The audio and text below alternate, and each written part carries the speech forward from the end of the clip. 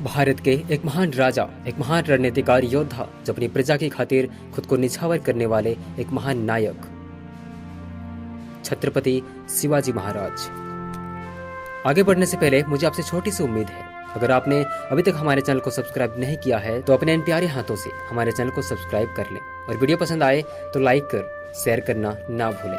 भारत के वीर सपूतों में से एक महानायक छत्रपति शिवाजी महाराज के बारे में सभी लोग जानते हैं। 19 फरवरी 1630 को देश के महान शासकों में से एक और मुगलों के नाक में दम करने वाले महान मराठा योद्धा छत्रपति शिवाजी का जन्म हुआ। उनके पिता शहाजी भोंसले और माता जीजाबाई।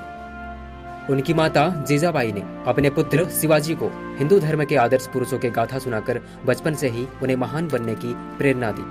बचपन में माँ ने पुत्र का चरित्र निर्माण में आधारशिला का काम किया था। माँ संरक्षक और गुरु के आदर्शों से प्रेरणा पाकर शिवाजी धीरे धीरे साहसी और निर्भीक योद्धा बन गए। वे धर्म, धरती और गाय की रक्षा के लिए एक राष्ट्र का निर्माण करने का स्वप्न देखने लगे। 6 जून 1674 को छत्रपति शिवाजी महाराज का राज्याभिषेक हुआ। इस दिन शिवाजी ने महाराष्ट्र में हिंदू राज्य की स्थापना की। राज्याभिषेक के बाद उनको छत्रपति की उपाधि मिली। वे एक अच्छे सेनानायक के साथ साथ अच्छी कूटनीतिक भी थे।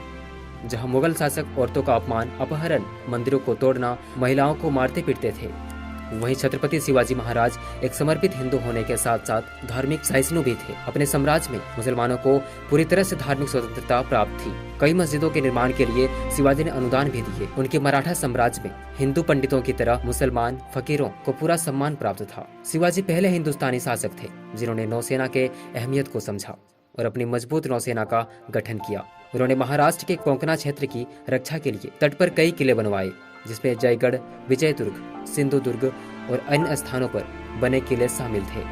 शिवाजी ने महिलाओं के प्रति किसी भी तरह की हिंसा या उत्पीड़न का गहरा विरोध किया। उन्होंने अपने सैनिकों को सख्ती से निर्देश दे रखा था, किसी गांव या अन्य स्थान पर हमला करने की स्थिति में किसी भी महिला को नुकसान नहीं पहुंचाया जाए। अगर उनका कोई सैनिक महिला अधिकारों का उल्लंघन करता पाया जाता था तो उसे कड़ी सजा मिलती। शिवाजी को माउंटेन रेड भी कहकर पुकारा जाता था, क्योंकि वह अपने क्षेत्र को बहुत अच्छी तरह से जानते थे और कहीं से भी निकलकर अचानक से हमला करके गायब हो जाते थे। उनको गुरिल्ला युद्ध का जनक भी माना जाता है। शिवाजी से पहले उनके पिता और पूर्वज सूखे मौसम में आम नागरिकों और किसानों को लड़ाई के लिए भर्ती करते थे। उन लोगों ने कभी भी संगठित सेना का गठन नहीं किया।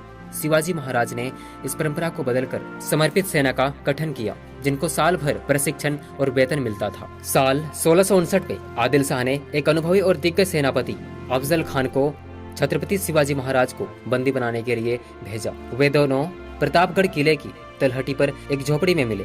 दोनों के बीच ये समझौता हुआ कि दोनों केवल तलवार लेकर आएंगे। शिवाजी को पता था अफजल खान उन पर हमला करने के इरादे से आया है।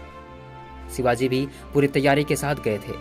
अफजल खान ने जैसे ही उन पर हमले के लिए कट्टर निकाला, शिवाजी ने अपना हाथ खोलकर कवच को आगे कर दिया। अफजल खान कुछ समझ पाता उससे पहले शिवाजी महाराज ने उनका काम खत्म कर दिया। दोस्तों, ऐसे वीर सपूत के लिए क्या कहना चाहेंगे? उम्मीद है आपको ये इतिहास अच्छी लगी होगी, साथ ही इससे प्रेरणा भी मिली होगी। और हाँ, सब्सक्राइब करना ना भूलें।